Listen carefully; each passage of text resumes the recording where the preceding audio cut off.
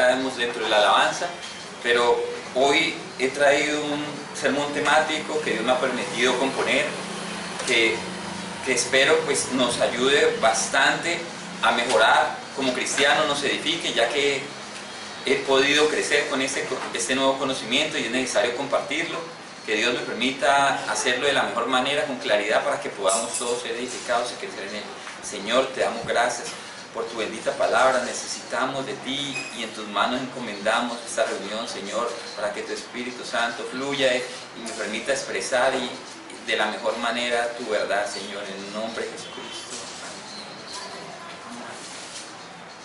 Entonces, este sermón lo titulé El que me ama guarda mis mandamientos, y tiene que ver un poco sobre, siempre es lo mismo, la palabra de Dios, pero hay una situación que para mí es nueva y no tiene nada de malo que uno siempre esté entendiendo las cosas de forma diferente, porque a medida que uno lee y entiende conceptos, vuelve y lee la palabra y reinterpreta mejor, entonces va uno creciendo. Entonces voy a iniciar con Juan 14 y voy a llevar este tema, voy a tratar de sacar todos los puntos que tengo. Como es el último culto, entonces voy hasta terminar. Sí, voy a terminar. Entonces voy a empezar con Juan 14 y vamos a llevarlo apuntando hacia el legalismo. Cómo podemos llegar a obedecer la palabra y aún no hacer la voluntad del Señor. Entonces, vamos aquí. Juan 14, el versículo 12, voy a iniciar con él, lo voy a leer acá. Dice: de cierto os digo, el que en mí cree, las obras que yo hago, él las hará también, y aún mayores hará, porque yo voy al Padre, y todo lo que pidieres al Padre en mi nombre, lo haré para que el Padre sea glorificado en el Hijo. Si algo pidieres en mi nombre, yo lo haré. Si me amáis, guardad mis mandamientos, y yo rogaré al Padre, y os dará otro consolador, para que esté con vosotros para siempre, el Espíritu, verdad, al cual el mundo no puede recibir porque no le ve ni le conoce, pero vosotros le conocéis porque mora con vosotros y estará con vosotros. No os dejaré huérfanos, vendré a vosotros todavía un poco y el mundo no me verá más, pero vosotros me veréis, porque yo vivo, vosotros también viviréis. En aquel día vosotros conoceréis que yo soy en mi Padre y vosotros en mí y yo en vosotros. El que tiene mis mandamientos y los guarda es el que me ama. Y el que me ama será amado por mi Padre, y yo le amaré y me manifestaré a él. Le dijo Judas, no el Iscariote: Señor, ¿cómo es que te manifestarás a nosotros y no al mundo? Respondió Jesús y él le dijo: el que me ama, mi palabra guardará, y mi Padre le amará, y vendremos a él y haremos morada con él. El que no me ama, no guarda mis palabras, y las palabras que habéis oído no es mía, sino del Padre que me envió. Os he dicho estas cosas con vosotros, os he dicho estas cosas estando con vosotros, más el Consolador, el Espíritu Santo, a quien el Padre enviará en mi nombre. Él os enseñará todas las cosas y os recordará todo lo que yo os he dicho.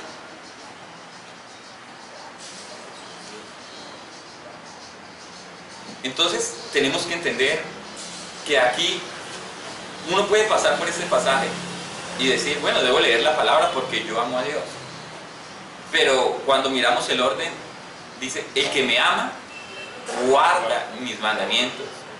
O sea, yo no debo guardar la palabra para que Dios me ame, sino la causa de porque yo amo a Dios es la que me lleva a guardar la palabra.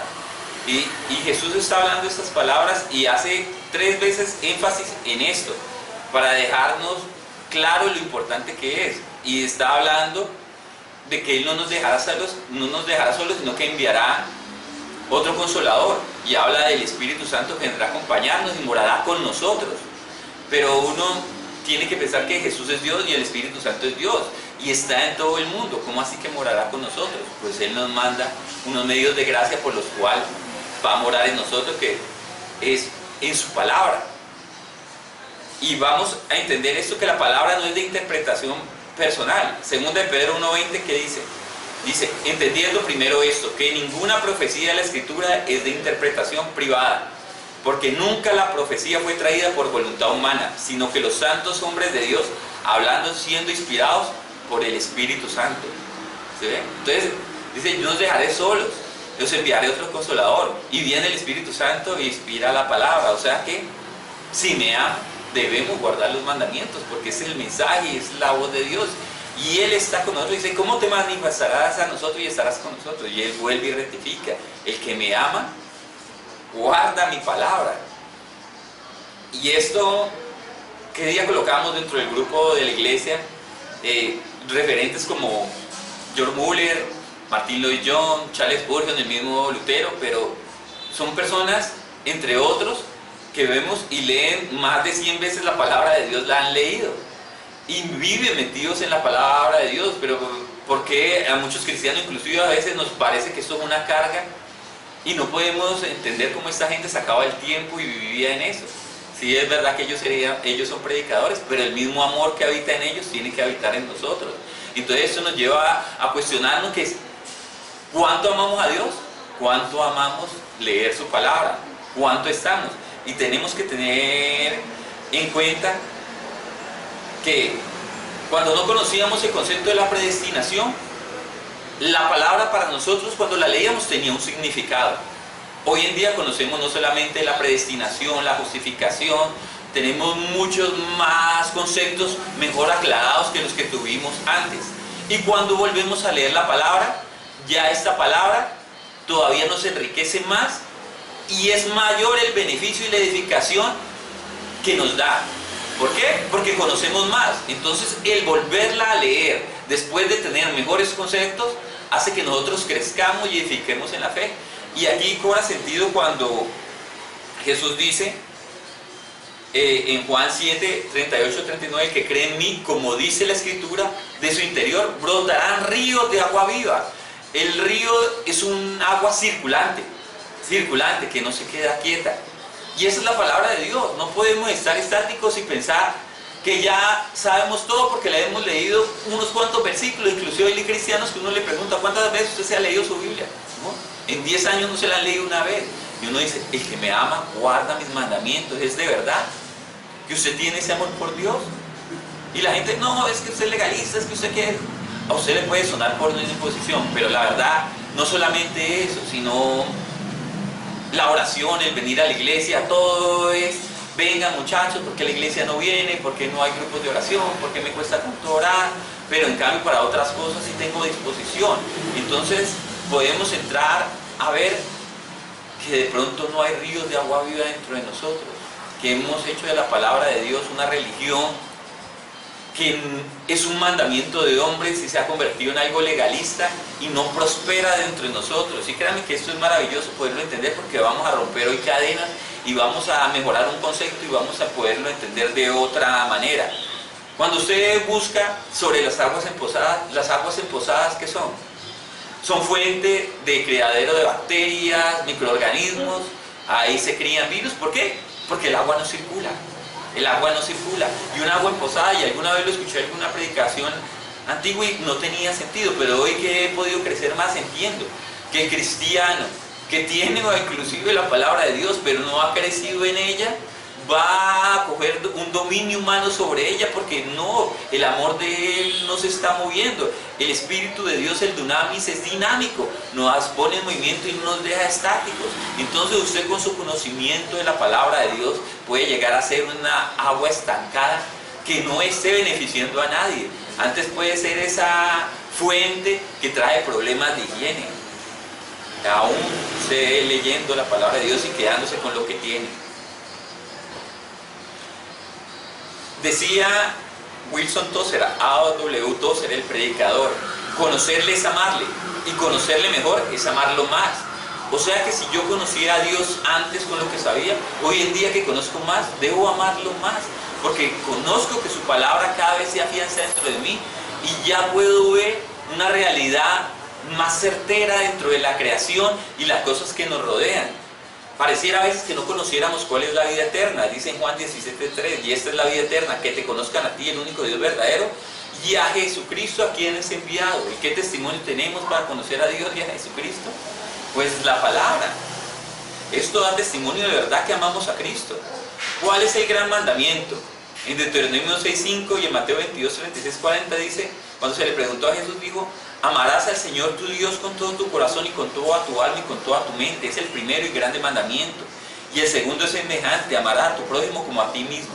De estos dos mandamientos depende la ley y todos los profetas. De estos dos mandamientos. O sea que si no estamos enfocados y si el Espíritu de Dios nos tiene que llevar por medio de su palabra a amar a Cristo, si no estamos amando a Cristo, no vamos a guardar su palabra. Y no podemos guardar su palabra si no lo amamos. Entonces nos encontramos en una encrucijada porque podemos vivir el cristianismo sin amor a Dios. Y es un falso cristianismo. Aún podemos predicar en la iglesia, dar ofrenda y vamos a ampliar en esto, tener apariencia de mansedumbre, pero no va a ser la voluntad de Dios. Y la verdad, pues la otra vez predicamos sobre el señorío de Cristo, pero aún obedecer no es suficiente cuando no se tiene la motivación correcta. Entonces tenemos que evaluarnos a la luz de la palabra si realmente estamos amando la palabra de Dios. En el paraíso vamos a mirar que Eva fue seducida por la serpiente y la serpiente la deslumbró con una serie de ofrecimientos y cuestionó la palabra de Dios. ¿Qué hizo? Le dio unos ofrecimientos atractivos que exaltaron su ambición, pero menoscabaron la palabra de Dios porque dice con que Dios ha dicho. Y ella no fue capaz de rectificar esto, sino que se encantó por la proposición. Hoy podemos ver dentro de muchas iglesias de la prosperidad que nos encantan, con propuestas que nos pueden llamar carnalmente mucho la atención, pero la palabra de Dios es colocada, siempre se actúa de la misma forma. Más cuando vemos, es diferente cuando vemos a Jesucristo en Mateo 4, cuando tiene su experiencia en la serpiente y él está diciendo, adórame a mí, todo esto te daré. ¿Sí ves? ¿Y qué es lo que le dice Jesús? Escrito está, al Señor, solo al Señor amarás. ¿Sí ves? Escrito está. ¿Sí ves?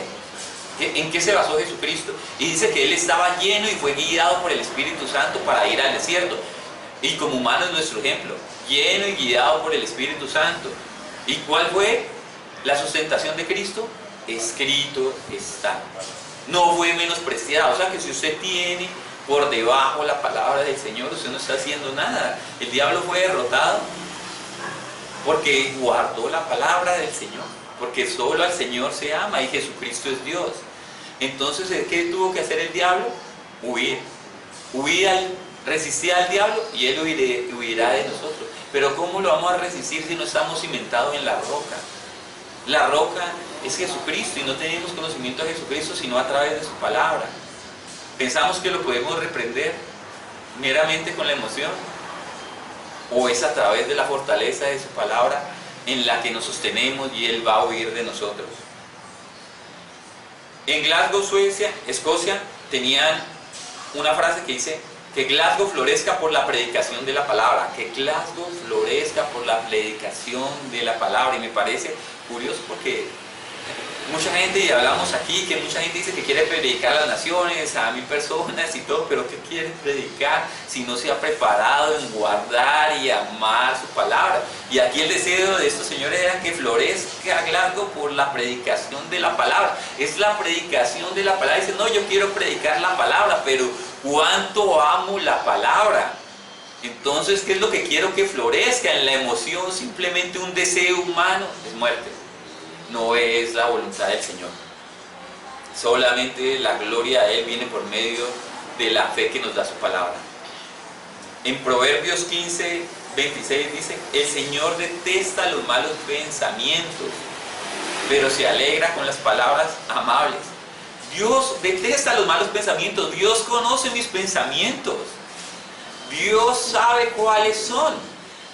Y mis pensamientos son los que tienen mi mismo corazón, de donde emanan todos los pecados. Necesito un corazón nuevo y necesito, además de tener un corazón nuevo, que sea constantemente renovado por el conocimiento de la palabra, para que mis pensamientos, llevar mi mente cautiva a la mente de Cristo y mis pensamientos sean los pensamientos de Dios, porque Él dice, mis pensamientos no son vuestros pensamientos, pero yo quiero que sus pensamientos habiten dentro de mí.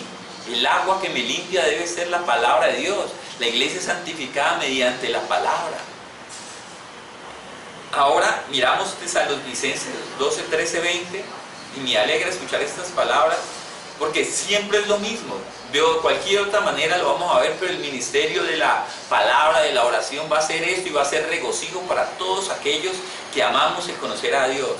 Dice, por lo cual también nosotros sin cesar damos gracias a Dios de que cuando recibiste la palabra de Dios que oíste de nosotros, la recibiste no como palabra de hombre, sino según es en verdad palabra de Dios, la cual actúa en vosotros los creyentes, o sea, la cual actúa.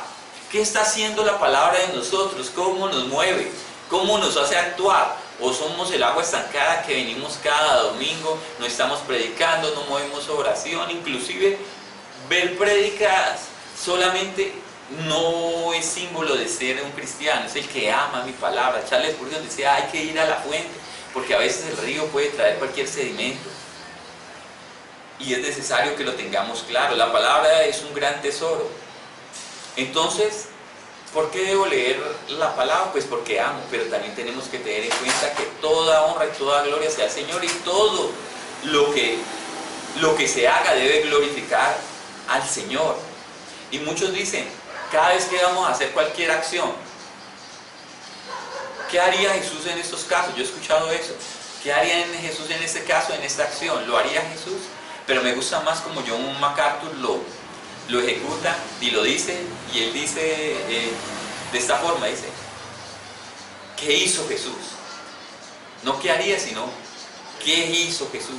Y esto nos invita, no porque en el imaginario nosotros podemos pensar muchas cosas, pero en la palabra ya está escrito lo que hizo Jesús, no necesitamos divagar. Unas personas dicen una cosa, otras personas dicen otra, pero lo que nos mantiene a todos como iglesia centrado es la luz de la palabra iluminada por el Espíritu Santo. Y podemos entender que siempre se cuestiona lo mismo. Dice, este pueblo de labios me honra, mas el corazón está lejos de mí, dice en Isaías 29. Pero la situación es que podemos entender que, dice, están adorando, están obedeciendo la palabra. Dice, recibiste la palabra y no como de hombre. O sea que hay gente que recibe la palabra de Dios como si fuera palabra de hombres. Y entonces, ¿qué es lo que pasa cuando se recibe la palabra cuando es palabra de hombres? Pues se hace una religión. Y puede ser una palabra tomada de la palabra de Dios, pero aún si no tenemos la motivación correcta, que es el amor de Dios, vamos a hacer esa agua estancada y vamos a hacer cosas. El pastor Orlando nos refería, estamos mirando, el Corban era un mandamiento que estaba en el Antiguo Testamento para una ofrenda que se separaba y se glorificaba, se consagraba a Dios. Pero ¿qué se habían hecho los judíos? Habían utilizado esta ofrenda para hacer una triquiñuela y no favorecer a sus padres, y no honrarlos, ni ayudarlos con lo que tuvieran, sino para sacar una excusa de que estaba consagrado a Dios, ya no podían ayudarlos. Entonces de un mandamiento de Dios que era bueno y perfecto, vinieron a hacer un mandamiento de hombres, cayendo en un legalismo que ante los hombres pues sí es ser un corban, pero ante Dios era abominable, porque la intención de su corazón no era adorar a Dios, sino favorecer sus bolsillos. También podíamos encontrar casos como el de la serpiente de bronce, cuando Dios da la serpiente de bronce para que los que fueron picados por la serpiente fueran curados y ellos pudieran ver la misericordia, el amor de Dios, cómo los sanaba. Pero no, ellos, más de uno se quedó mirando la serpiente, la figura, y no adoró a Dios. O sea, algo que había dado Dios como un medio para que se le glorificara, que se convirtió, se desvió la oración, no porque el objeto sí fue malo, sino el corazón del hombre era perverso y tuvo que venir el rey Ezequías a destruirlo. Pero no solamente podemos verlo ahí, si no reconocemos que Jesucristo es Dios, entonces lo vamos a ver como un hombre.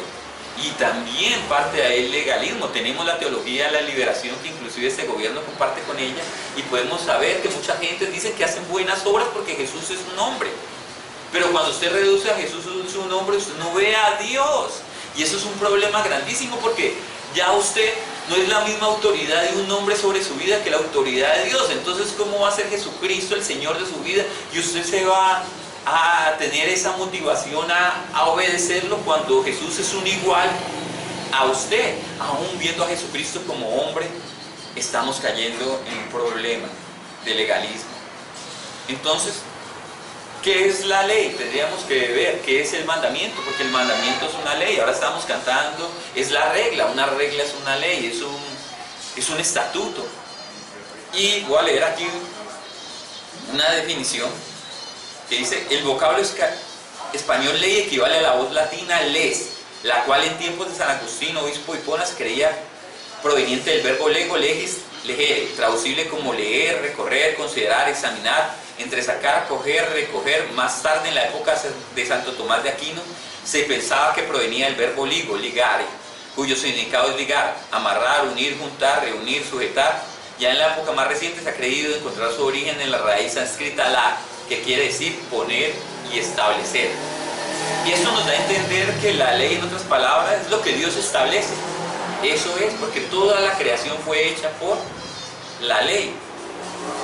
En hebreo, Torah, en griego, nomos. Es la forma que toma la palabra de Dios para plasmar pedagógicamente y de diversas maneras.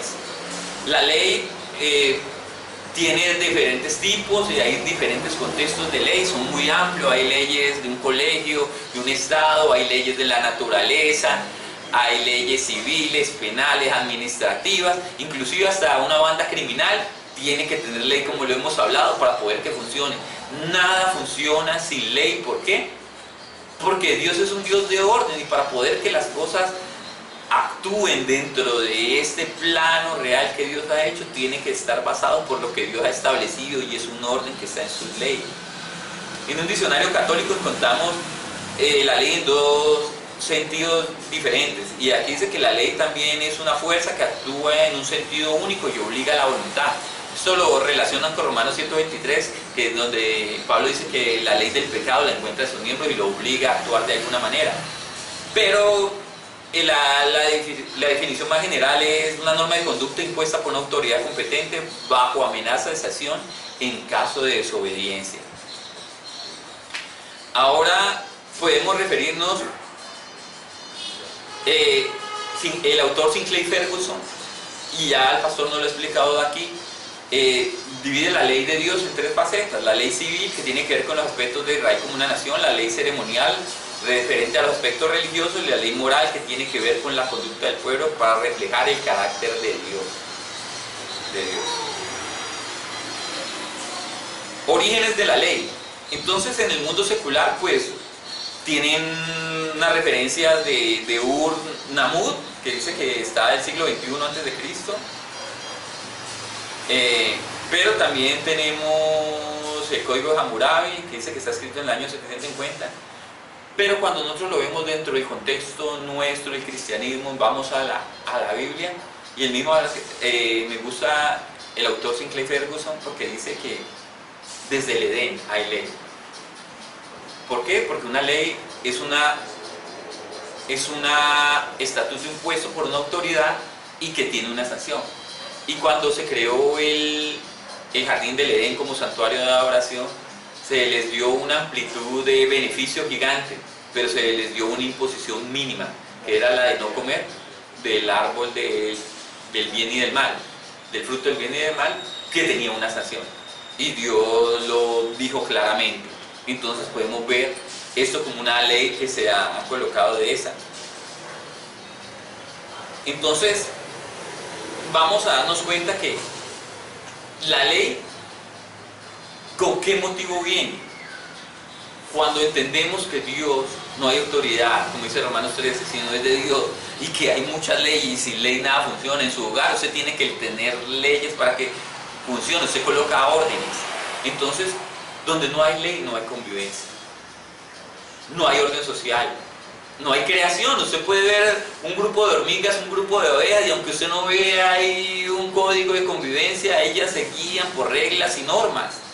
Todo está regido por leyes. Es más, es imposible que la humanidad hubiera avanzado si no hubiera sido por la ley.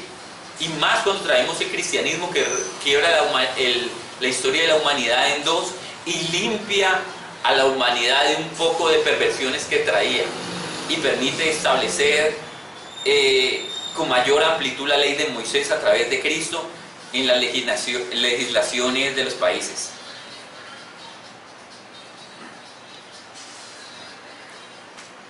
Muchas personas cuestionan la ley y a veces uno cuestiona la ley por desconocimiento de que la ley siempre nos ha favorecido, tanto a nivel personal como colectivo. La ley permite que nosotros vivamos mejor y progresemos, pero debemos reconocer que la ley viene de Dios. La ley no va a pasar ni una tilde porque la palabra de Dios es verdad. Juan 17:17, Jesús le dijo al Padre, tu palabra es verdad. Y de la ley no va a pasar ni una tilde. Ahora vamos a mirar una deformación de lo que es la ley, que el legalismo pues se deriva de la parte ley y el aterminacionismo siempre hace referencia a la humanidad. Y el legalismo, muchas personas piensan que solamente se ha dado dentro del cristianismo, pero el legalismo se da en todo tipo de ley. Porque aunque hay leyes humanas, la motivación de la ley es lo que importa, porque usted hace las cosas. Entonces hay una parte aquí que en una consulta que hice, dice el legalismo en la antigua China era una creencia filosófica, y es interesantísimo esto, según la cual los seres humanos están inclinados a hacer el mal que el bien, porque están motivados totalmente por el interés propio y requieren leyes estrictas para controlar sus impulsos. Fue desarrollado por el filósofo Han Feizi, 288-233 a.C. Y entonces la ley se ha desarrollado para regular las conductas humanas, pero aún se reconoce que hay legalismo de simplemente regular. No hay una motivación más allá sino el controlar. Pero nosotros en el trabajo también podemos ser legalistas. Y hoy en día pues eso dentro de una empresa se puede dar, pero aplica a la iglesia. Cuando se habla del trabajo en equipo y habla de esto, muchas personas dicen, no, yo cumplo con lo mío, no me exijan más. A mí después de que no me moleste el jefe, ya yo cumplí. Y eso es legalismo, porque su motivación es que no lo molesten, estar tranquilo. Y usted en la iglesia puede asistir de la misma manera. No, yo ya no quiero, yo ya fui, yo ya di lo mío, yo ya hice mi alabanza, yo ya cumplí. Entonces vemos que la deformación de entender mal cualquier tipo de ley es lo que nos hace caer en el legalismo. Y aún podemos aparentar ser cristianos, o ser cristianos y no hacerlos con la motivación correcta.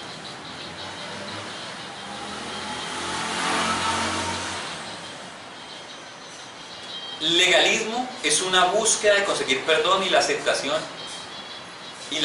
de Dios a través de la obediencia, pero una obediencia rígida, impuesta. Un legalista es cualquiera que se comporta como si pudiera ganarse la aprobación y el perdón de Dios a través del desempeño personal.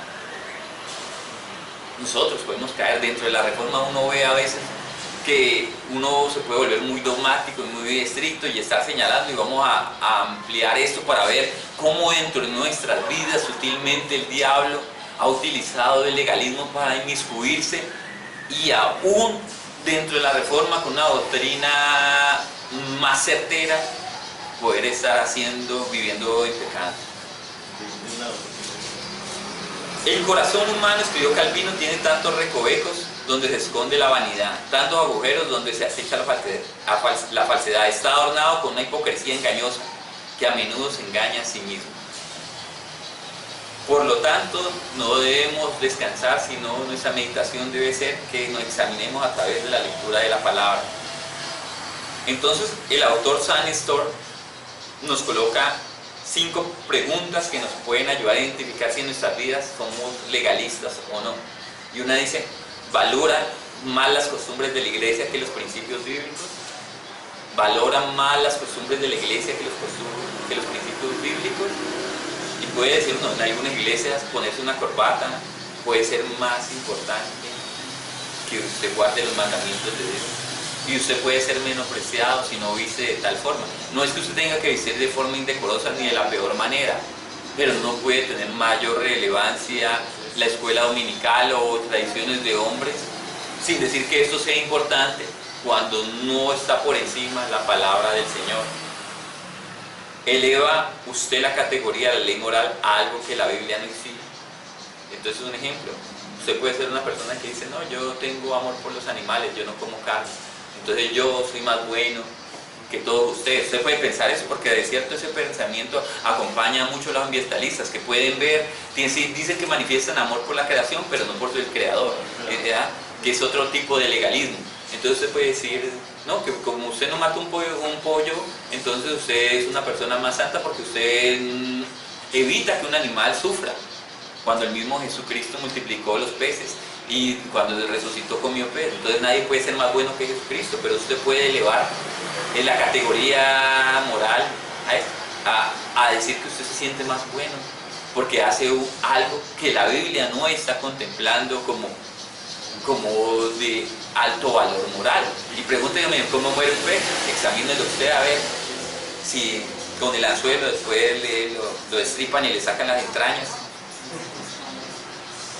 Y usted puede decir, vea, yo soy más bueno porque no hago eso. No. ¿Tiendes a mirar con desprecio espiritual a aquellos que no siguen la voluntad de Dios para tu vida? Nuestro avance espiritual es para el Señor. Nuestros logros espirituales son para el Señor. Dios no me va a juzgar por lo que haga otra persona. Pero el motivo de mi avance espiritual y de mi crecimiento en Cristo no es la vanagloria. Es que yo amo al Señor, por eso guardo sus mandamientos, y si guardo sus mandamientos lógicamente que es para obedecerlo, no es para enorgullecerme. ¿Le incomoda el hecho que la Biblia no aborda explícitamente todas las decisiones éticas ni responde a todas las preguntas teológicas?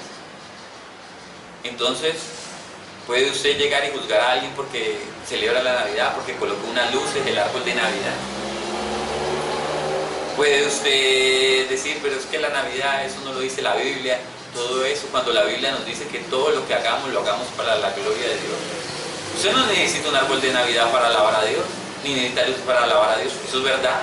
Y si es una realidad para su vida y usted vive feliz y contento en su corazón con Dios, sin colocarlos y el árbol de Navidad está bien, porque usted ama a Dios y ese es el fin de las cosas. Pero si usted con las luces, el árbol de Navidad, usted se siente que está en familia alabando a Dios y glorifica, no por ello, sino porque quiere estar de fiesta y glorifica y celebra el nacimiento de Cristo, pues ¿usted está glorificando a Dios?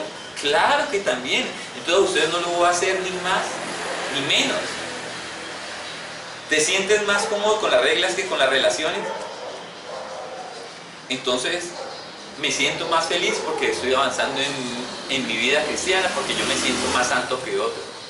No, el motivo no es la vanagloria ni sentirme yo mejor. O sea, es porque yo amo a Dios que busco estar mejor.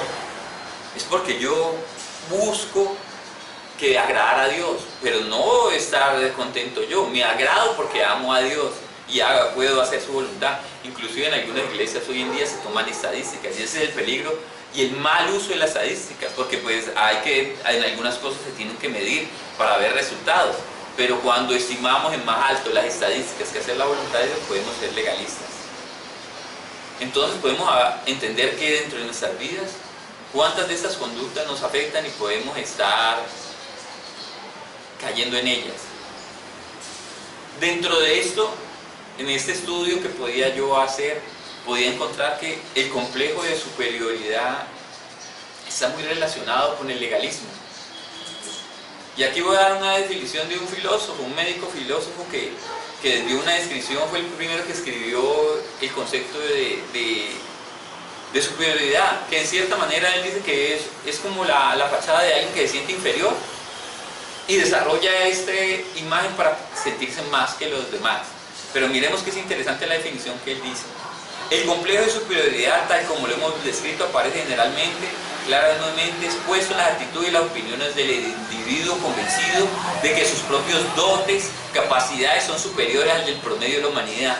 Asimismo puede delatarse en exageradas exigencias hacia sí mismo y hacia los demás. Y puede ampliarse esto. Eso lo está diciendo una persona dentro de un marco filosófico, inclusive de la psicología, pero capta con nuestro sentido de lo que es el legalismo. Claro, el legalismo hace que nosotros tengamos un complejo de superioridad y podemos caer lentamente en el orgullo. Entonces podemos ver la parábola del fariseo y el publicano. Voy a leerla rápidamente para mirar algunas cosas y avanzar. A unos que confían en sí mismos como justos, miren lo que dice aquí, a unos que confiaban en sí mismos como justos y menospreciaban a los otros. Dijo también esta parábola. Dos hombres fueron al templo a orar, era un fariseo y el otro publicano. El fariseo puesto en pie oraba consigo mismo. ¿Con quién? Consigo mismo. De esta manera: Dios, te doy gracias porque no soy como los otros hombres, ladrones, injustos, adúlteros, ni aún como este publicano. Ayuno 2 veces por semana, doy diezmos de todo lo que gano. Mas el publicano, estando lejos, no quería ni alzar los ojos al cielo, sino que se golpeaba el pecho diciendo: Dios, sé propicio a mi pecador. Os digo que este descendió a casa justificado antes de que el otro, porque cualquiera que se enaltece será humillado y el que se humilla será enaltecido. Y aquí vemos un complejo de superioridad. Cuando vemos que en el cielo cómo se alaba, vemos que se dice santo, santo, santo. Cuando oramos el Padre Nuestro decimos santo. Hay alabanza porque hay amor a Dios. Pero él no empezó diciendo santo, sino oraba con sí mismo y menospreciaba a los otros. No vemos que él esté su oración en una alabanza, mientras el otro ve que no es capaz de alabar, a mirar sus ojos al cielo porque no se siente digno, sabe que Dios es grande y ya con eso está siendo alabado el Señor. Dice que a este le fue contado como justicia. Entonces uno dice: el fariseo, y yo he pasado por aquí y he saldeñado al fariseo. Pero resulta que es tan fácil ser un fariseo porque uno puede decir: yo soy reformado y yo tengo un mejor conocimiento. Y ante los demás, yo puedo ser una persona que no diga vulgaridades, no tomo, no tengo una buena familia, tengo esto. Pero ¿cuál es mi motivación para hacerlo? ¿Es realmente el amor de Dios? ¿O será que yo dentro de mí me estoy vanagloriando para demostrar a los demás que soy mejor persona? Entonces puedo ser el fariseo. Y es difícil detectarlo, porque eso nosotros no podemos ver el corazón de los demás, pero debemos cuestionarnos dentro de nosotros, que la vanidad, el orgullo, eso a exaltarnos a nosotros mismos, nos da, y debemos reconocer que todo don es de Dios. La Biblia nos dice que no hagamos nada para contienda o por vanagloria, al contrario, hagámoslo con humildad y considerando a cada uno, a los demás como superiores a uno mismo. Nos dice en Filipenses 2:3, también dice que el que quiera ser mayor sirva al otro. El rey David decía en el Salmo 8, ¿qué es el hombre para que tengas de él memoria? Y el Hijo de Dios para que lo visites. En cambio muchas personas dicen: no, Dios me habló. Y hablan con ese orgullo: Dios me habló, Dios me dijo, Dios es... La gente no ha entendido esto de la humillación y con qué arrogancia dicen: no, usted no me puede enseñar a mí, que ponen, inclusive uno con la palabra puede llegar a esta situación. Cuando miramos la definición de la palabra orgullo dentro de la Real Academia de la Lengua, las definiciones a veces lo perturban a uno porque uno puede caer. Dice: sentimiento de satisfacción por los logros, capacidades o méritos propios por algo en lo que una persona se siente concernida.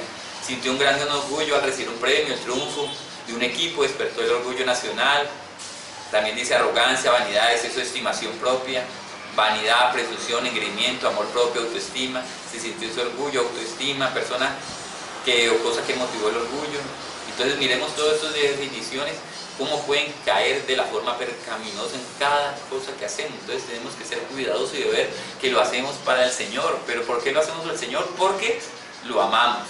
La Escritura es muy exigente contra el pecado del orgullo. Igual nada más a nombrar unas citas bíblicas, no las voy a leer para que las tengamos en cuenta. Levítico 26:19, Deuteronomio 17:12-13, Salmo 19:13, Salmo 31:18, Proverbios 8:13, Proverbios 11:2, Proverbios 16:18, Isaías 2:11, Marcos 7:21-22, 2 Corintios 12:20 y Santiago 4:16-15. Y hay más versículos que le pueden hablar en contra del orgullo. Ahora, entonces, miremos la disciplina.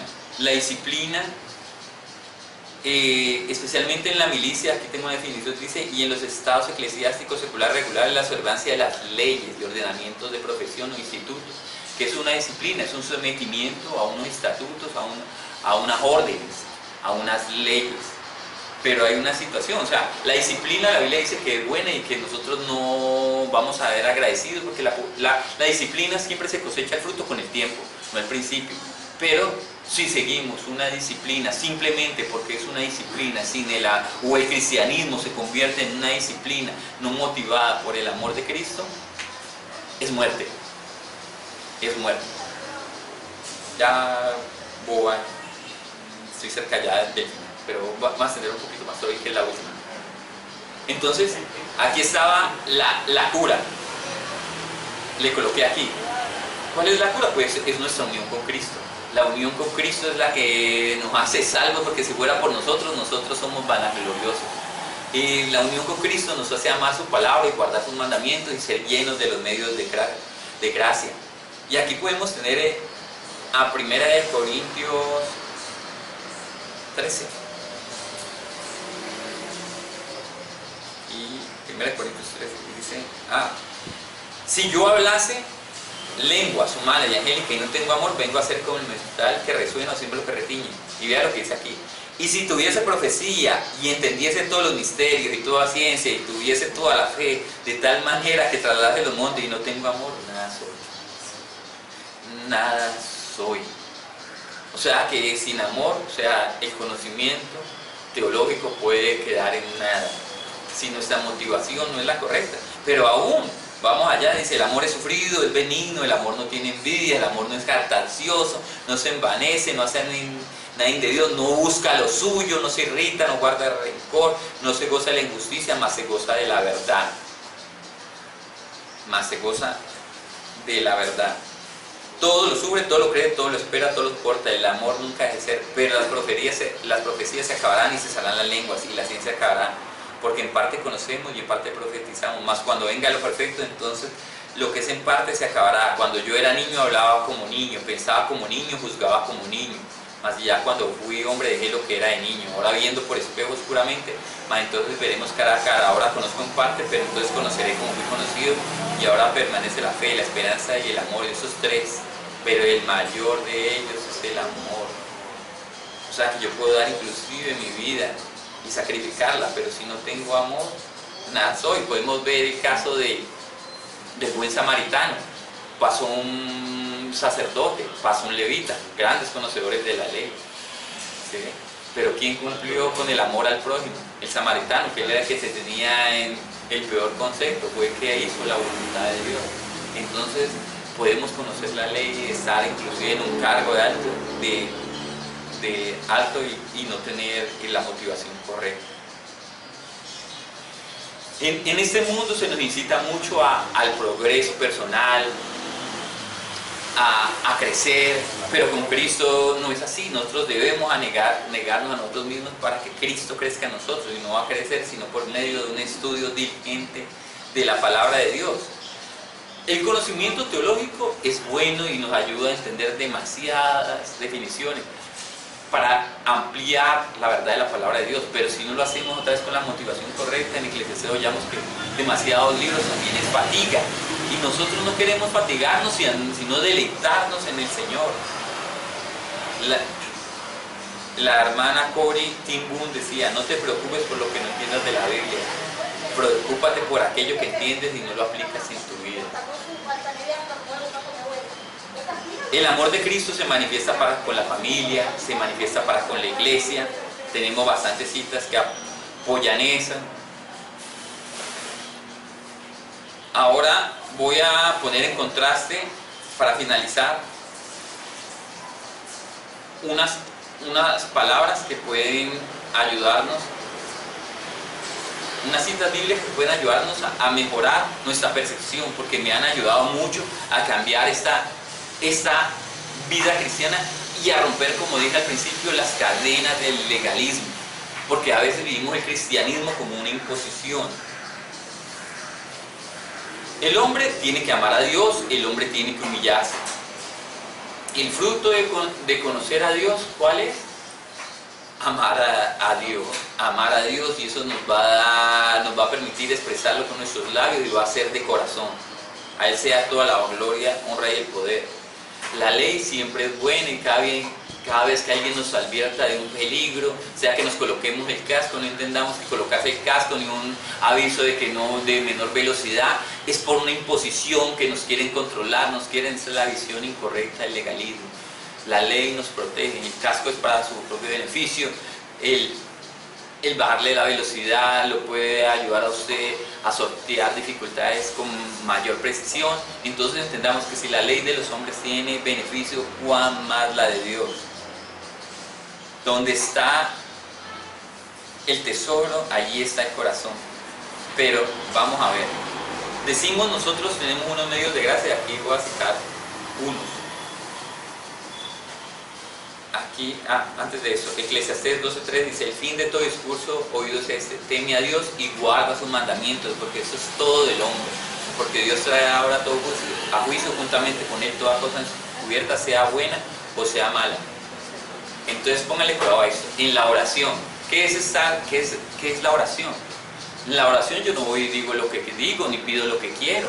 Debo orar conforme a la palabra del Señor, ¿cierto? Pero estar en la oración entendemos que es estar en la presencia íntima con el Señor. Siempre estamos en la presencia del Señor. El Espíritu Santo, estamos en la presencia del Espíritu Santo y estamos en la presencia de Cristo.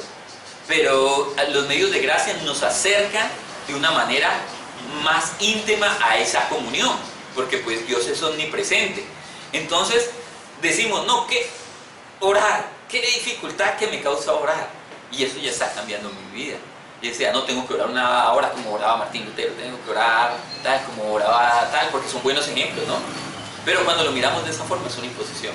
Entonces volvemos y caemos en el legalismo. Si yo lo estoy haciendo porque otro lo hace de esa manera, pues sí, admiro lo bueno y todo eso, pero realmente no puede ser mi motivación como Martín Lloyd Jones leía la Biblia. Él tenía su propia motivación. Y yo pienso que era el amor a Dios, y entonces mi propia motivación de leer la Biblia debe ser el amor a Dios. Entonces el amor a Dios debe ser mi motivación para orar. Entonces si yo no estoy orando y me cuesta dificultad, entonces es que me falta amor por el Señor. Debo de verlo de esa manera. Ahora que nos dice la palabra referente, citen nada más algunos versículos que nos pueden ayudar para finalizar, y esto que sea de gran edificación y nos ayude a cambiar. Entonces dice, les separé yo aquí en la oración. En el Salmo 37, 4-6 dice: deleítate a sí mismo en Jehová y Él concederá las peticiones de tu corazón. E encomienda a Jehová tu camino y confía en Él, y Él hará. Decidirá tu justicia como la luz y tu derecho como al mediodía. Aquí la palabra es deleítate. Entonces si yo, ¿por qué la oración me cuesta trabajo? Porque yo no me estoy deleitando. Sencillamente, esto es una cosa que se deleita. Usted no tiene que andar en la batalla que lo hago o no lo hago. Hay que cuestionarnos dentro de nosotros. Hay un espíritu legalista cuando queremos obligar. Yo sé que a la carne hay que mortificarla porque eso está en la Biblia, pero la mortificamos por nuestra motivación mayor, que es el amor a Dios. Dice en el Salmo 16:11: me darás a conocer en la senda de vida, en tu presencia hay plenitud de gozo, en tu diestra deleites para siempre. ¿Qué dice? Me darás a conocer la senda de vida, en tu presencia hay plenitud de gozo, y en tu diestra deleites para siempre. Entonces yo cuando debo orar, ¿cómo? ¿Cómo debe ser mi oración? Con gozo, deleite y con gozo. En Hechos 2:28 dice: me hiciste conocer los caminos de la vida, me llenarás de gozo con tu presencia. Me llenarás de gozo con tu presencia. Entonces, ¿por qué me está costando orar? Eso me lo estoy diciendo a mí mismo y espero que ustedes podamos tener una mejor reflexión. ¿Por qué me está costando orar? Al hacer la voluntad del Señor, me cuesta hacer la voluntad del Señor. Entonces miramos el Salmo 48:9, dice: me agrada, Dios mío, hacer tu voluntad. ¿Qué dice? Me agrada, Dios mío, hacer tu voluntad. Tu ley la llevo dentro de mí. En medio de la gran asamblea he proclamado tu justicia. Tú bien sabes, Señor, que no he sellado mis labios. ¿Sí ves? Se me agrada, Dios, hacer tu voluntad. Tu ley la llevo dentro de mí. Salmo 119:34 dice: he deseado tu salvación, oh Jehová, y tu ley es mi delicia. Y tu ley es mi delicia, o sea, no leerla, sino también aplicarla. Tu ley es mi delicia. Salmo 119:24: pues tus testimonios son mis delicias y mis consejeros. Salmo 119:43: angustia y aflicción han venido sobre mí, mas tus mandamientos son mi deleite.